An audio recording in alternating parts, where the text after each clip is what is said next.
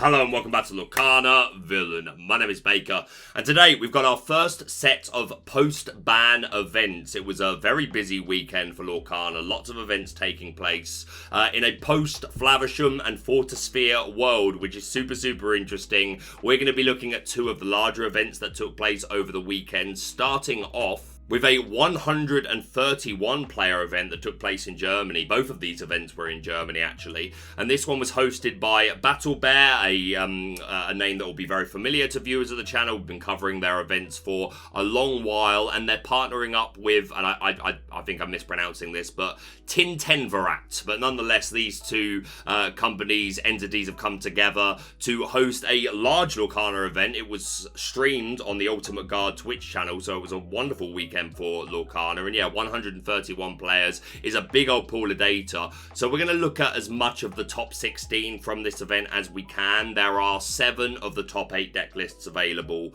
and then 4 lists from 9th to 16th place. So we're going to take a look at all of them, but already the meta is looking a lot more diverse than it was looking in the aforementioned state, the blue steel or blue red world. And we'll also be taking a look at a 44 player event also in Germany, the Secret Rare Series, Day 4.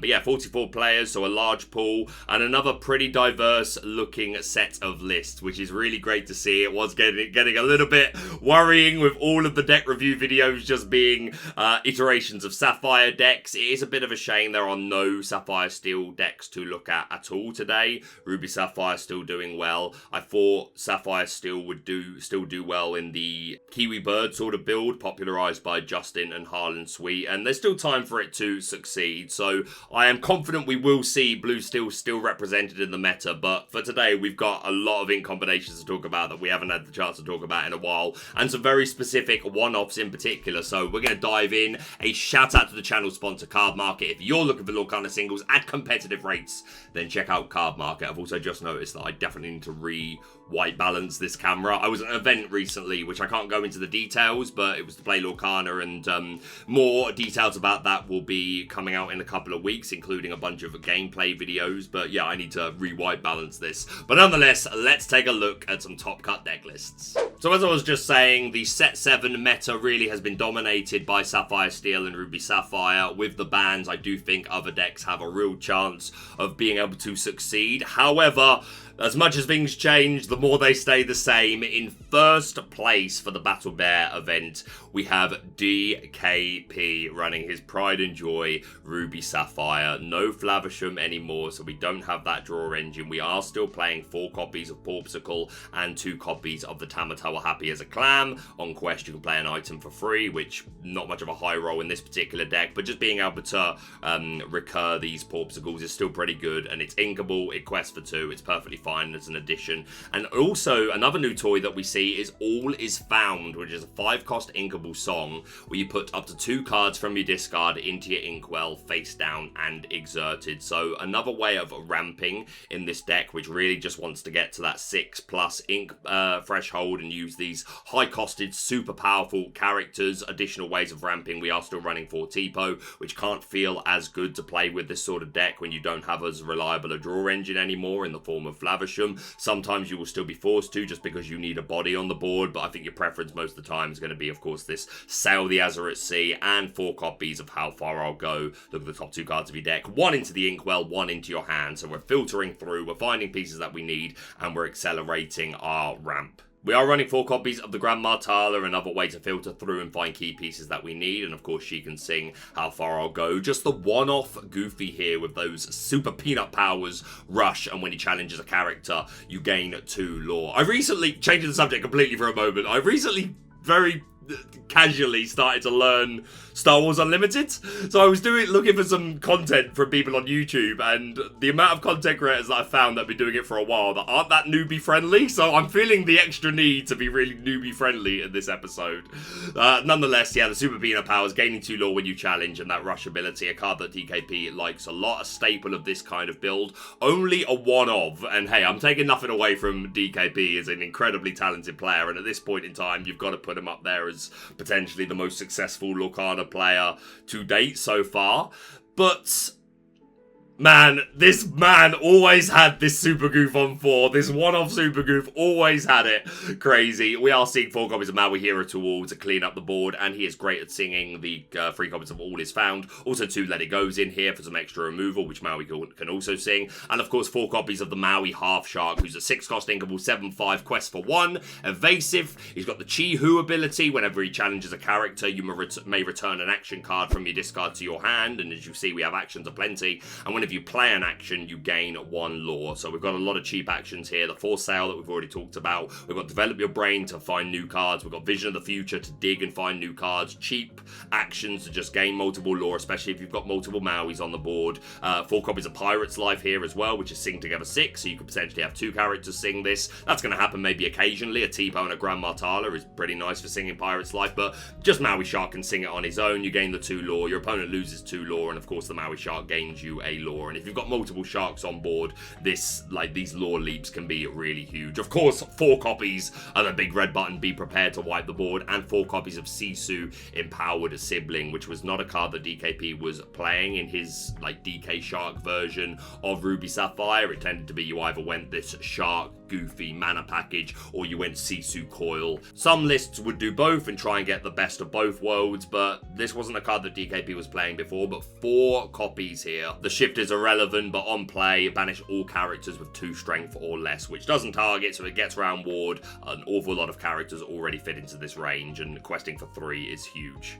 And of course 4 copies of that location, McDuck Manor, 4 cost, 9 willpower and 2 passive lore gain, which is great to put down post B prep. It creates that 2-pronged attack where if you've got a Maui Shark on board, your opponent doesn't really want to turn sideways, but if you've got a McDuck Manor on board ticking away, then they are incentivized to do so. So your Sharks are live, your Super Goof is live. So yeah, this deck, is it still here? Is this deck still as relevant as it ever was? Or is DKP just really, really good with this deck? There are some more Ruby Sapphire lists to look at, but let me know your thoughts down below. It's definitely going to be harder to pilot without the Flavishams, but if you're a good enough player, you're going to know the lines. Of course, we have so many cards that help us dig and find key pieces when we need them. The Sharks do a wonderful job of slowing down the game. We've got these big Ruby board wipes and Maui to respond. So yeah, maybe it is as strong. Well, it's not as strong as it ever was. That's for sure without Flavisham. But this event taking home first place, I'll be interested to see if the All Is Found is something that remains for DKP. Nonetheless, congratulations to him. Also in top 8 on Ruby Sapphire, we have the famous Moyen on a very similar build. Obviously, Moyen's been enjoying his Sapphire Steel lately, but before that, I know he was enjoying, set 6, I know he was enjoying this sort of build. It was Moyen versus DKP in the finals of the last Battle Bear event that was streamed. And I know Moyen was on a very similar list to what DKP was playing, bar a couple of player preference cards. But yeah, they met in the final and DKP was able to win that one. And DKP faced Moyen in the Swiss rounds of this event, and Moyen took that match 2-0. We see a 2-line special, very streamlined, a lot of cards that we just talked about, but we're seeing the inclusion of 2 copies of Scar, Vicious Cheetah, who has Rush, and whenever he banishes a character in a challenge, you can re-ready him, so he can get multiple challenges off in a turn. Synergizes really nicely with the 4 Porpsicles that we're seeing. We're seeing 3 Tamatoas to complement those Porpsicles, and 3 copies of Goofy. So a similar list, but without the Sisus and things like the All Is Found. But again, I think it beckons the same question. Is this deck back, or is Moyen also just really, really good at Lorcana? Nonetheless, a huge congratulations to him. And our final Ruby Sapphire list to look at for this event, we've got IKO Saemon, 64 cards. Do with that information what you will. But we've got an awful lot going on here. We are that mix of Sisu Coil build along with the Shark package. 3 copies of that Sapphire Coil whenever you ink a chosen opposing character gets -2 strength. So that's going to get more characters into the range of the 3 copies of Big Sisu that we're running. We've also got 4 copies of Brawl, which were absent from DKP's list. I probably should have made a point of bringing that up. Quite controversial, especially as one of your better cards into Diablo. In the early game, we do see the 4 copies here, but makes sense, complements the Sapphire Coil, and 2 copies of the C2 Daring Visitor, who has evasive and banishes a character of 1 strength or less on play. So lots of synergy for this Sapphire Coil, but we're also seeing this Shark package, 4 copies of the Shark, plenty of actions with 4 Develop, 4 Sail, 4 Vision of the Future, 4 How Far I'll Go, 1 Let It Go for removal, 3 Pirate's Life, just 1 copy of the Be Prepared, but we can potentially recur it with the Shark. We're also seeing 2 copies of Great Stone Dragon as another way of potentially ramping us. It enters play exerted, but from that point, from the next turn onwards, you can exert it to put a character card from your discard into your Inkwell face down and exerted, so a way of ramping without depleting your hand, which is all the more important without Flavisham, and also good against discard. 2 copies of McDuck Manor. We're also seeing 1 copy of Beat King Undisputed, which is a card I was really enjoying in Ruby Amethyst before the Flavisham bans, since completely been removed because there's too much Emerald about, too many Ursulas. So I worry that might have been a problem in this deck, although you're running 64 cards and only 1 copy of it, so maybe that's a good thing about running the 64 cards, less chance to draw into these uninkable songs against the Ursula. But another really spicy card, we're seeing 3 copies of Iduna, Caring Mother, her debut as far as my reviews of deck lists. 4 cost inkable, 3/3 quest for 1, and Enduring Love. While this character is banished, you may put this card into your Inkwell face down and exerted. So a 4-cost character is pretty good in general because she can sing How Far I'll Go. 3/3 is a perfectly fine stat line. Again, we run Tala to draw cards. Obviously, Iduna isn't drawing cards. She's just an assurity that she will eventually become an ink, similar to the 1-cost Grandma Tala. Yeah, I mean, again, a 4-cost character to sing these 4 How Far I'll Go, and the 1 copy of Be King Undisputed, and of course 4 plus a 2-cost character to sing Pirate's Life. So I wonder if this was just an experiment. I'd be interested if this player is watching this video. How did Iduna perform? Would you use her in the future? 2 copies of Kuzco here to remove those pesky locations and items and put them into the opposing player's Inkwell. Also 2 copies of Medusa here, worth mentioning, synergizing with the Sapphire Coil. But yeah, there's an awful lot going on here. And 64 cards is definitely going to be controversial, but made top 8 in a very large field, so we must give them their dues. Congratulations to them. Alright, going back to second place, we have the first of 2 Ruby Amethyst lists to look at for this event. Both in top 4, piloted by brothers from what I understood from watching the stream. We are seeing a Shark version of Ruby Amethyst. Absolutely love this. Let's talk through the Amethyst cards first for the sake of newer players. We've got 4 copies of Chernobog's Followers, 2 Diablo and 4 Magic Broom to be our 1-drops. The Chernobog's Followers, when you quest, you can pop it to draw a card. The Diablo, when banished, draws you a card. And the Magic Broom, when you play another character, you can banish the Broom to draw a card. So just all cantrips, all gonna hopefully replace themselves. They pair super nicely with the 4 copies of the Library, which is our location of choice. 3-cost inkable, 1 to move there, 8 willpower, 1 passive lore gain, and whenever a character there is banished, you can draw a card. So if you've got a Chernobog there that quests and banishes itself to draw a card at the Library, you draw 2, and the same is true for the Diablo and Magic Broom effects. So really nice synergy there. Also, these cards working really well. The Diablo in particular, with the 2 copies of Merlin Crab. On play, you give a character Challenger 3 for the turn, and when Crab leaves play, you give a character Challenger 3. So with this Diablo, making it this just 3 strength rocket that you send into something, hopefully trade, but then you draw a card with the Diablo, can give you great gains. In card advantage, we've got a modest bounce package. We're seeing no goats in here and no rabbits. We're seeing 3 copies of Snake and 3 copies of Fox. Both require you to return a character to your hand to make them stick, otherwise they banish themselves,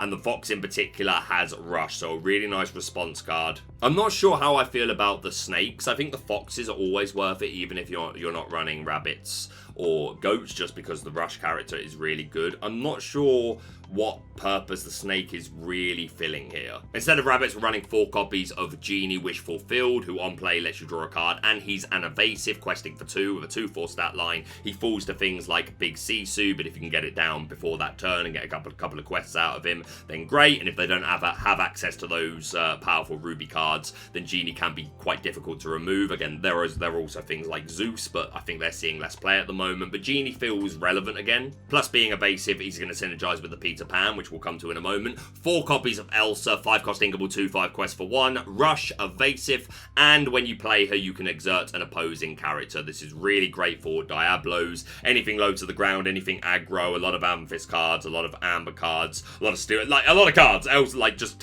being able to tap to exert things down and challenge him with whether it's the Elsa or something else is great. You can boost her up with Crab, so now she's taking out opposing sharks, things like that. Elsa really feeling like a star player at the moment. And then yes, 4 copies of the Peter Pan Shadow Finder, 3 cost Inkable 2, 3 quests for 1, Rush and Evasive, and your other characters with Evasive gain Rush. So we've already talked about the Genie who has Evasive. Elsa already has it. We're also playing 3 copies of Moana, who's a 4 cost Inkable 4, 3 quests for 1, Evasive, and whenever this character challenges another character, another chosen character of yours gets +3 strength this turn. So similar to the Crab effect, giving something, they are different, giving something challenger 3 and 3 strength. There is a big difference, but fundamentally serving very similar purposes. So this is another way that we can boost our Diablo, rocket it off and draw a card, or just any of our characters that we want to hit that bit harder. If we curve Peter Pan on 3, then this is coming down on 4, and she's got Rush because of the Peter Pan, so she's immediately challenging something evasive, like an opposing Genie, a Diablo. The synergy is great. I'll be honest, like, sometimes you'll see a deck, and it's not necessarily the deck that you were expecting to be the most successful, but it'll be on your radar. This Moana was not on my radar at all. I think this is a really fantastic bit of innovation. But of course, the best friend of the Shadow Finder are the 4 copies of Maui Half Shark, giving him Rush and being able to hopefully get a surprise challenge off, return actions to our hand. Of course, we're running 4 Brawl, 4 Friends, 3 copies of Be Prepared, which I do understand in a higher Ursula meta. It feels super bad to draw into too many of these too early. And 1 copy of Finders Keepers, which just allows you to draw 3 cards. I adore this. I think this is fantastic. Ruby Amethyst has traditionally always looked the same.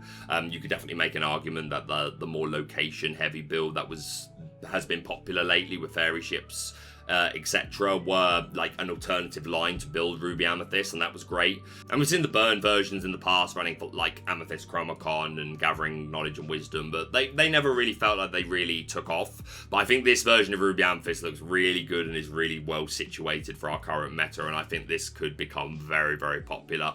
I love it. What do you think of this deck? Let me know down below. Nonetheless, congratulations to them. And the other player on Ruby Amethyst, again, I believe brothers. On a very similar build, we have MC Rise. A lot of the same cards. We're seeing those 4 copies of the Shadow Finder. We're seeing Genies. We are seeing 3 copies of Rabbit in here for an extra draw engine. No snakes, though, but I still think that's fine. We've got 4 copies of Fox. And even if you never bounce the Rabbit, just the 2 cards that it feeds you is, I think, just super, super good. Only 8 1-drops in here, but we are seeing 4 copies of Lumiere Fiery Friend. 2 cost Inkable 2, 2 quests for 1. Your other characters get +1 strength. So getting characters out of the range for things like Sisu, Medusa, Brawl, or even just giving you more favourable challenges. I think these Lumieres are really good. I've been really high on these Lumieres ever since they were first revealed. I'm trying to work out which one I prefer.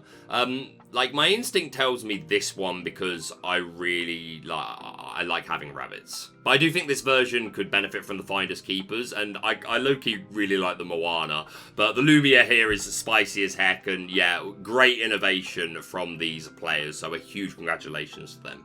Alright, going back to top 4, the first of quite a few Emerald Steel decks to look at. This was touted to seemingly be very strong in a post-Flavisham world, and that does indeed appear to be the case.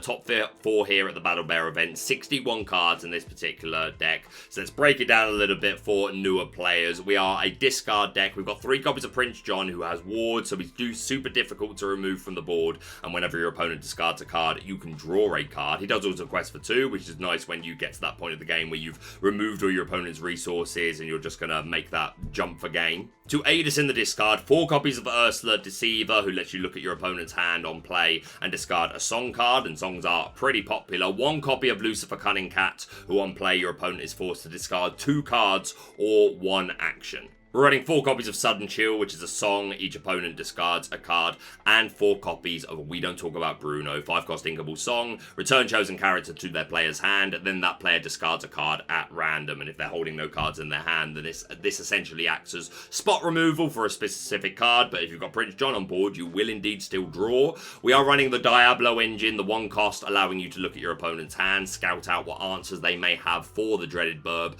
and 4 copies of the Floodborn Diablo, who's a 3-cost character, but you shift him by discarding an action as opposed to paying anything. He has evasive, and whenever your opponent draws a card during their turn, you draw a card as well. This is an absolute must answer. If the Diablo sits there and draws too many, is allowed to just keep drawing cards and you can't answer it, he will run away with the game. But we are running an ulterior draw engine in the form of Clarabelle, 3 copies of the 1-drop, who you can pay an extra 2 to banish an item when you play her, and 3 copies of the Floodborn, who's a shift 5/5/6 quest for 2, and at the end of your turn, if an opponent has more cards in their hand than you, then you draw to match them.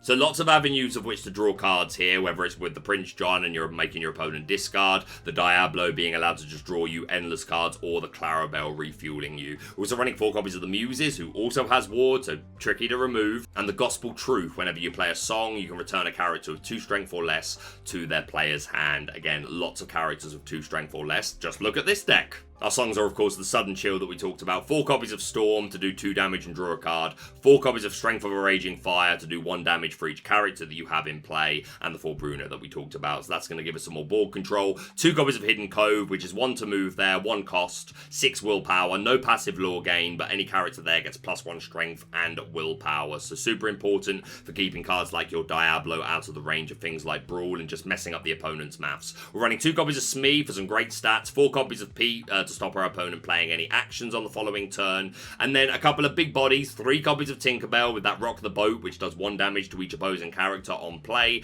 and the Puny Pirate. Whenever she banishes a character in a challenge, you can do another 2 damage to a different character, so another character that kind of freezes the board. 1 copy of Aerial Sonic Warrior, which is pretty spicy, nothing to shift onto here, although she is a shift 4, but in this deck you've got to pay the full 6, 3/8 quest for 2, and whenever you play a song, you can deal an extra 2 damage to an opposing character. I like this Aerial in SteelSong. I'd love to know how useful it was in this deck for this event, but certainly interesting. But what I do love are the 3 copies of Pete Space Pirate, 6-cost inkable 5/5 quest for 2. Shift 4 is relevant because we're running the also very relevant 3-cost Pete, and while he is exerted, opposing characters can't exert to sing songs, which can shut down a lot of decks, and your pirate characters gain resist 1, which is relevant for him and the 2 copies of Mr. Smee that we're running. Oh, I told a lie that we have nothing to shift onto. We're running 4 copies of Morph, who you can shift anything onto a Morph. So the Diablo, the Clarabelle, the Tinkerbell, the Pete, and yes, the 1 copy of Aerial Sonic Warrior. My apologies. But yeah, we expected Emerald Steel, or just Emerald in general, to really benefit from this ban and come out swinging. And swinging it does appear to be. So Andy1066, congratulations to you.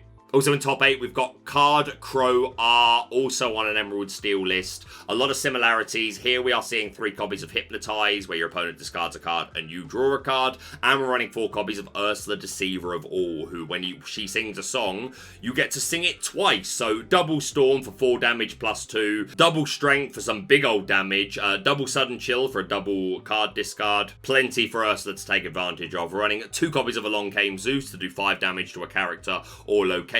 So a bit of spot removal. A lot of the same Floodborns, except this version playing 4 copies of Beast Tragic Hero. At the start of your turn, if he has no damage on him, you draw a card. So drawing 2 cards right at the beginning of your turn is pretty good. And if he does have damage, then he gains 4 strength. Not really what we're looking for, but useful to have. And being able to shift this on turn 3 is pretty big. It's going to be difficult to interact with that card draw unless you're a steel deck. So yeah, a lot of similarities, few player preferences, but a great looking deck. Congratulations to Card Crow. Alright, going into our top 16, of which we have 4 lists, starting off with MC, not a clue, but playing some SteelSong, which we absolutely love to see. A classical variant, 4 copies of A Whole New World. Both players discard their hand and draw 7 cards. A bunch of removal in the form of 4 Zeus, 4 Strength, 4 Storm. Also 1 copy of The World's Greatest Criminal Mind for a character to banish a character with 5 Strength or more, which is very relevant, seeing as Shark seems to be very relevant still. Or just the Big Sisu, and 1 copy of the Bare Necessities to look at your opponent's hand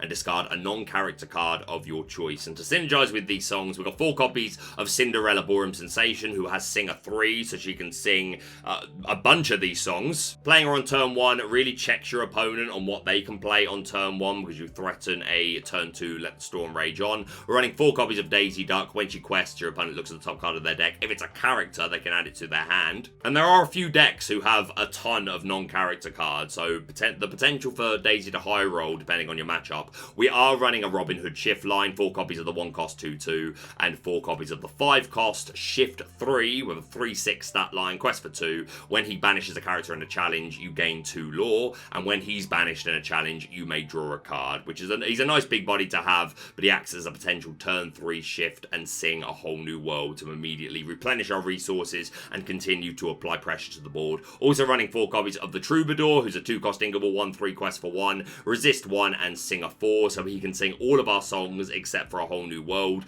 probably the most relevant being then Along Came Zeus as another way of removing big characters from the opposing board. And he is an ally, which enables us to play a potential turn 4 Miss Bianca, who's ordinarily a 6-cost character, 5/5, but if you have an ally in play, you pay 2 less to play her, which is really nice. She's a big old body. It's going to be super tough for your opponent to remove her and stop her singing A Whole New World, so we love to see it. 4 copies of Smee for stats, also 3 copies of Lawrence for stats, Pete's of course to shut down those actions, 4 copies of Rapunzel. You can heal up to 3 damage from a character and draw a card for each one, so if your opponent does allow you to get 2 or 3 damage on something like the Daisy or the Lawrence, then you can potentially draw a lot of cards without even needing A Whole New World. And of course the star of the show, the spectacular singer Ariel, Singer 5, so she can sing all of our songs, and on play, look at the top 4 cards of your deck, choose a song to add to your hand, the rest go to the bottom of the deck. A lot of people were saying that post bans with Ruby Sapphire seemingly going to get a lot weaker,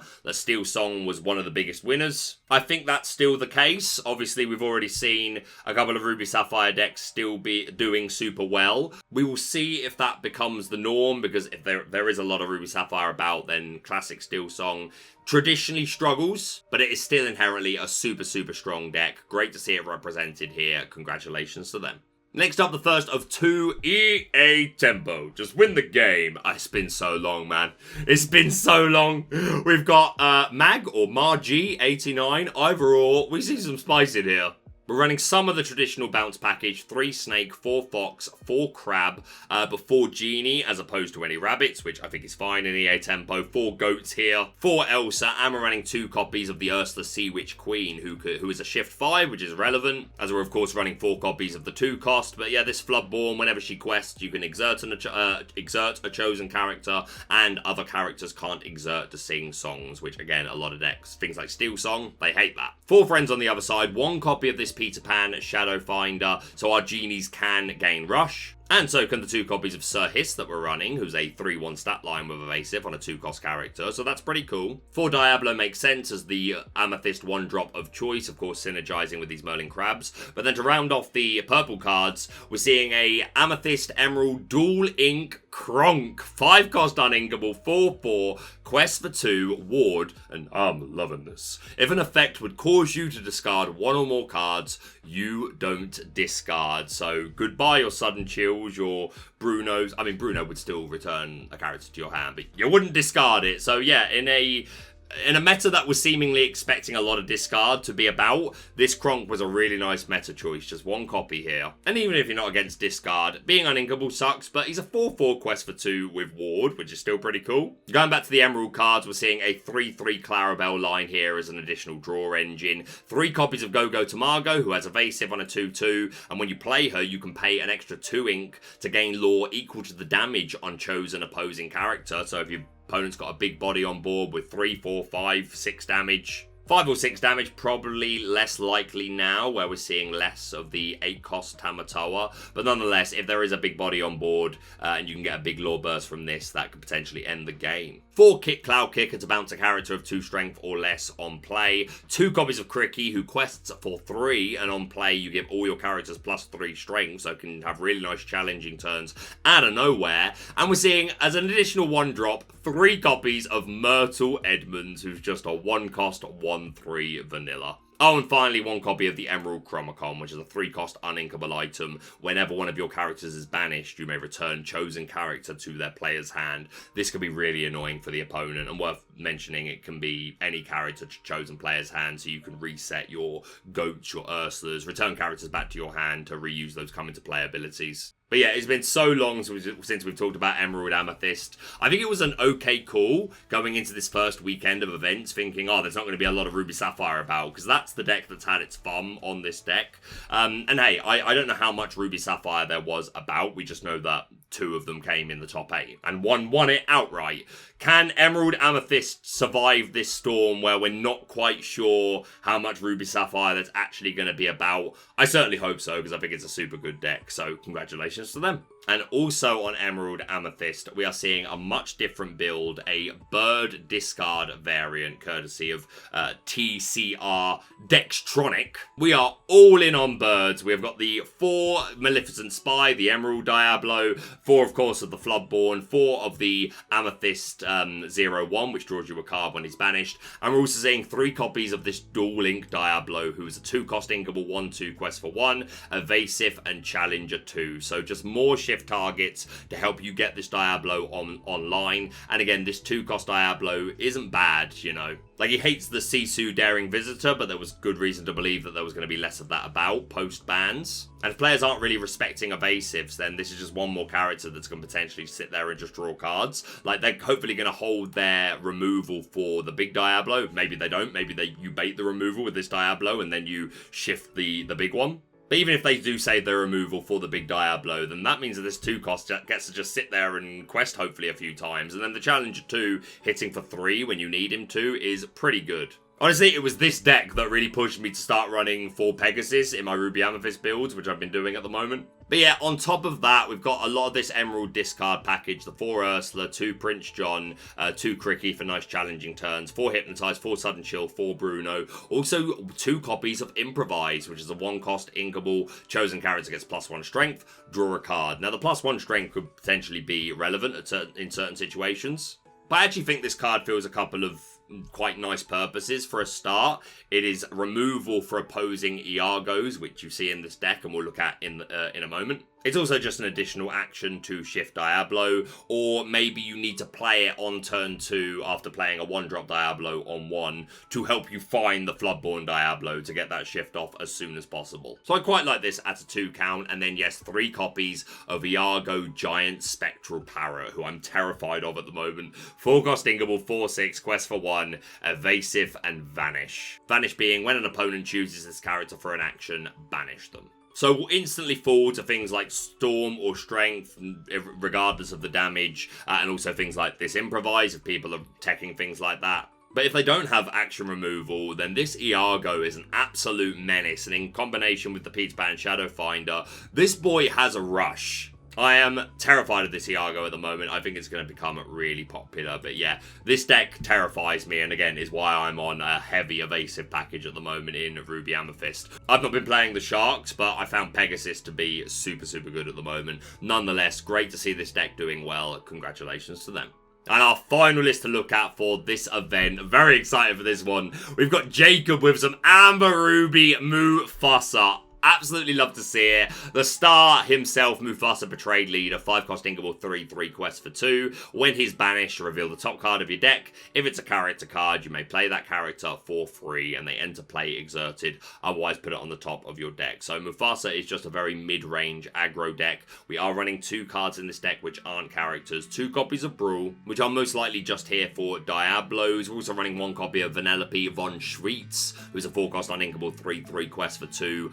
Rush and picks Lexia. When you play her, she gains evasive at the start of your next turn, so another way to deal with Diablo. But yeah, the aim of the game here, get out these higher cost characters as quick as possible. One way that we can do that is 3 copies of Gaston, Despicable Dealer, 3 cost uninkable, 2/4 quest for 1. You can exert him, and then you pay 2 less for the next character you play this turn. So if you play this Gaston on 3, and he survives into your next turn, then you can potentially play a 6 cost character, which is a lot of this deck. And of course, as we said, Mufasa could potentially get a nice big hit off the top of the deck. 2 copies of Maleficent Monstrous Dragon being one of the best high rolls, banish a character on play. 2 copies of Sisu to potentially wipe the board, and we are running 4 copies of the Emboldened Warrior, so we have this available as a shift line. 4 copies of the Surfer Stitch on play. If you've got at least 2 characters on board, you draw 2 cards, and he's got a big old body with that 2/8 quest for 2 stat line. 2 Medusa to banish a character with 3 strength or less. 3 copies of Lady Tremaine, who we've not talked about today. 6 cost uninkable, 3/4 quest for 2. Shift is irrelevant, and on play, your opponent chooses one of their characters to be banished. So gets around ward. If your opponent only has 1 character on board and it's the one you want, then they have to remove that character. 4 Maui as another way to control the board. Also running 2 copies of Raya, 4 cost inkable, 3/3 quest for 2. And whenever a card is put into your inkwell, you may ready another chosen character of yours. They can't quest for the rest of the turn. Really nice synergy with the Gaston in particular. If you curve Gaston into Raya, then turn 5, you could potentially start by exerting Gaston, so you pay 2 less for your next character. You ink up to 5, re-ready the Gaston, use the ability again, so you're paying another 2 less, and then you could potentially pay a 9 drop, so that's a turn 5 Maleficent Monstrous Dragon. Don't mind if I do. But you can, of course, also just use it as a way to keep characters safe. Or maybe you can get an extra challenge off with the 3 copies of Super Goof that we're running. 3 copies of Prince Eric I really like. He's a 4 cost uninkable, 2/2 quest for 2. And when he's banished, banish chosen character. 4 Rapunzel being our primary draw engine. And to synergize with that, we're running 4 copies of the 1 cost Mulan, who enters play with 2 damage. And 4 copies of Mother Gothel, who enters play with 3 damage. We really need this early Rapunzel in my experience with Mufasa decks. 4 copies of Lumiere, who we talked about earlier, gonna mess up your opponent's maths and hopefully give you some more favourable challenges. Just 1 copy of Card Soldiers. If there's a damaged character in play, he gets +2 strength. Doesn't have to even be one of your characters, so he's a pretty good beat stick. 3 copies of Pongo, who's another nice draw engine. You can pay 2 ink to reveal the top card of your deck. If it's a character, put it into your hand, and with only 2 brawls in here being the non-character cards, good odds to hit with this, and you can do this without having to expose Pongo. He doesn't need to exert or anything. And 1 copy of Queen of Hearts, who when she has damage, she gets +3 strength. I don't know how good she is in this particular deck. We don't really have ways to boost her strength. Of course, there's the Lumieres. Doesn't quite sound like enough to me, but other than that, everything else about this deck I absolutely adore. So good to see Mufasa performing well again at a big old event. So thank you and congratulations to Jacob. Going on to our other event with 44 players, also in Germany. In first place, we have Marcus, also on Amber Ruby Mufasa. Let's go! 63 cards. Take from that what you will. A lot of cards that we've already talked about, but let's look at the changes. Instead of Gaston, we're seeing 3 copies of Doc, who, when he quests, then you pay 1 less for the next character you play this turn. And he does quest for 2, so obviously the ability being built into questing and questing for 2 is good, but not as much reach on how quickly you can get out these higher costed characters.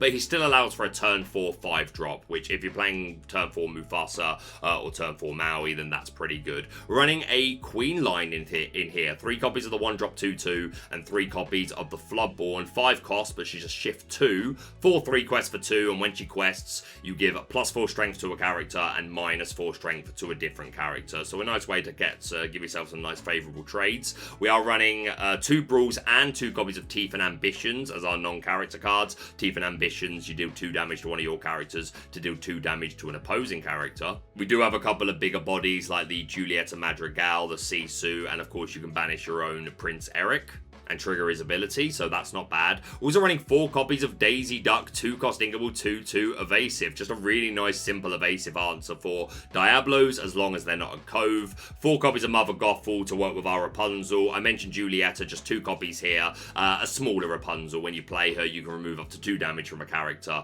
and if you did, you can draw 1 card, so she's okay. We've got a 4/2 Sisu line, 2 copies of the Goof.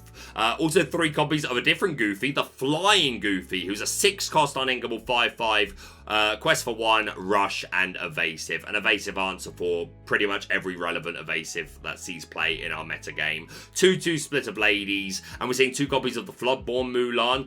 We're always going to play this one drop because we need characters to work with Rapunzel, but I do like including this Floodborn. Shift 5. On the turn you shifted her, then she gets +3 strength, so she becomes a 5/6 Quest for 2, and whenever she deals damage to a character, you deal the same damage to up to 2 other chosen characters. This can absolutely wipe boards. I really like having this in the deck just to threaten this as a potential turn 5 play, potentially turn 4 if you were using with Doc. And we're seeing 1 copy of Chernabog. You pay 1 less to play in for every character in your discard, and then all of those characters get shuffled back into your deck, and this sort of deck should go through character cards relatively quickly, not as quick as something like a Chernadog deck, but this is still a deck that can really benefit from this huge old body. So yeah, awesome to see Mufasa performing so well.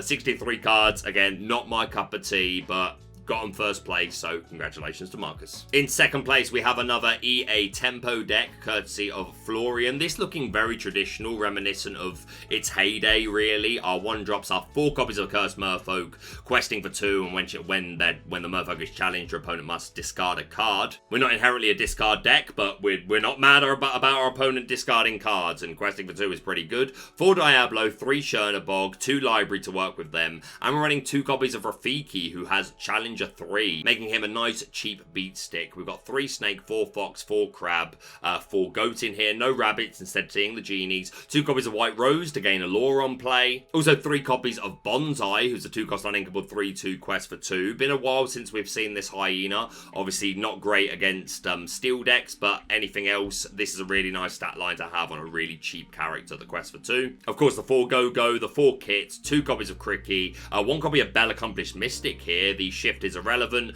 but on play you can remove up to 3 damage from one character to another character. A really great tool in the Genie Wars, which seem to be back. 2 copies of Lyle Tiberius Rourke, who gives an opposing character Reckless on play, and while he's on the board, whenever one of your other characters is banished, your opponent loses a lore, so a nice way to catch up.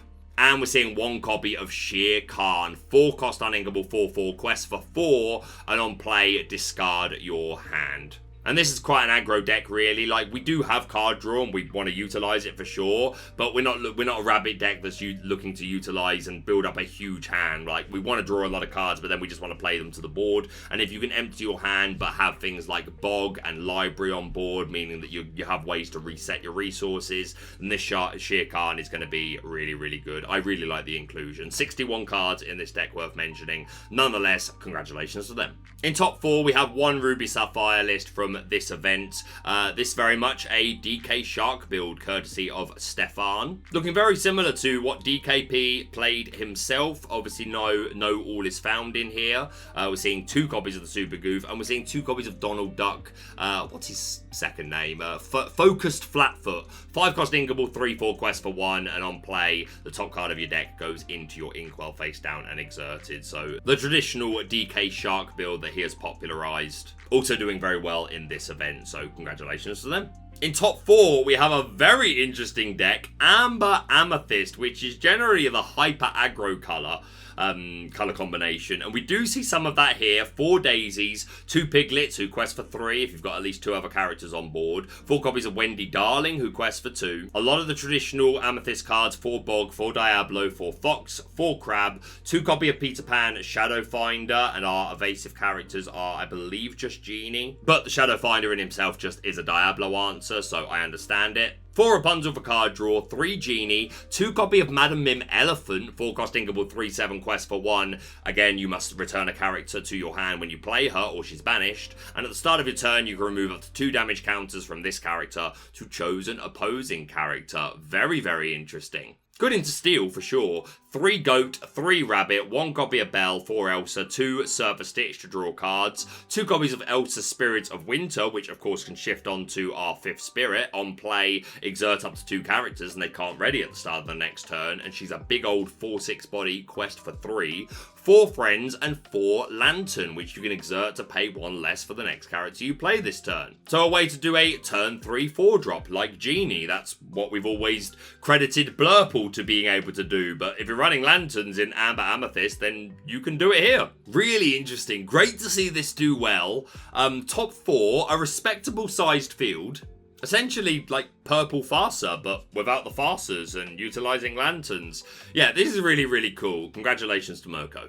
In top 8, we have another Emerald Amethyst discard variant. We've talked about a list very similar to this already with the huge Diablo package. One card in here that we've not talked about this video is the 2 copies of Mother Knows Best. 3 cost uninkable, return chosen character to their player's hand. I gotta be thinking this is for sharks, really. Don't get me wrong, we have other answers to sharks. We have a ton of evasive characters and Crab to get up to the right strength that we need. Elsa to tap them down. But this is another way of answering it, and hey, it's just an answer for any character that's causing you problems, or just return one of our own characters to our hand. Like the Lucifer, the Crab, Cricky, plenty of synergy for that. But yeah, it does appear that this bird-heavy discard variant of Emerald Amethyst is here to stay, so congratulations to them. Next up in top 8, we have Andreas, 61 card Ruby Amethyst, with a bit of that Shark engine, 2 copies of the Maui Half Shark, but no Peter Pan Shadow Finder to go along with him, also 2 copies of that Iago. I really like this. I just think if you're going to play this, why not running the Peter Pan Shadow Finder, in my opinion? But the rest of it looking pretty good. Only 8 1-drops I do think you can get away with again. Love these 3 copies of Pegasus. This was my bread and butter of my event recently, which again I can't talk about yet, but there'll be footage from a few of the games. And these Pegasus put in so much work for me, so I'm such a big fan. Also 3 copies of the Queen of Hearts I'm a big fan of into the Steel decks. Good into SteelSong, good into Kiwi Bird in conjunction with these Merlin Crabs. We're running rabbits as opposed to genies. 1 copy of Dragonfire, which makes sense as an action for you to get back with Maui Half Shark. 2 copies of the Big Sisu, but no Emboldened Warrior. I don't agree with. I still think Emboldened Warrior is such a good card, and sometimes you want this shift on 6, right? 3 copies of Be Prepared, 3 copies of the Library. Yeah, there's a lot I do like about this list. Love the Pegasus, love the Queen of Hearts, and I'd love the Shark and Iago a lot more if there were Shadow Finders in here. But still great to see Ruby Amethyst doing well, so congratulations to them. And we've got 2 lists left to look at, but both very similar. Starting off in top 8 with Simon on Blurple. We've already talked about most of these Amethyst cards. 4 Chernobog, 4 Diablo. Our bounce package is 4 Fox, 4 Crab, and 4 Goats. We're not running rabbits, running 4 genies instead. 3 copies of that Peter Pan Shadow Finder, and 2 copies of the Iago Giant Spectral Parrot. So great synergy there, and of course the genies do have Rush, which can be relevant as well. 3 copies of Finders Keepers as another way of drawing cards. And then for our Sapphire bundle, we've got 4 Tipo and 4 Sail for our ramp. 4 copies of Bell. Looking for that high roll to work with the only 4 copies of Porpsicle, but they are still inkable. And 4 copies of Hades for hard removal. Blurple is definitely a fan favourite deck. It's traditionally had a pretty good Ruby Amethyst matchup. So if Ruby Amethyst is back, then another deck that this could potentially prey on. 2-line special, super neat, looks good to me. Congratulations to Simon. And then our final list, we have Kay on a very similar build, but no Peter Pan, no Iago, no Goat. Instead, we're seeing 2 copies of Baymax, 5 cost inkable, 2/6 quest for 2. On play and on quest, remove up to 2 damage from a chosen character and gain a lore for each damage removed this way. And 2 copies of the Queen Jealous Beauty, 4 cost inkable, 4/3 quest for 1. Exert, put 3 cards from your opponent's discard at the bottom of their deck and gain 3 lore. And if there was a princess, gain 4 lore instead. I definitely think Blurple is the home for the Queen. I think she gets a little bit worse post-ban with less decks playing Belle. Obviously, some are, and if you're against SteelSong, there's lots of princesses there. And hey, even if there are no princesses and you're just gaining 3 lore, that's still really, really good. It'll be interesting to see if the Queen remains in the majority of Blurple lists going forward, but great to see it represented. Congratulations to Kay. And there we have it. A much longer video than I wanted it to be, but 2 big events and post-bans. I know we're all very interested to see where the meta was at. This looks really good to me, and I think there are some decks that we haven't looked at today that we could start seeing again. So I'm personally feeling really, really positive about the bans. How do you feel? Let me know down below. Are you happy to see this sort of diversity in top cut deck lists again? I'll hear all about it down below. But that's it from me for now. Thank you so much for watching. If you're brand new to the channel, please subscribe for all things Lorcana. Hit that like button to show support, and we'll see you soon.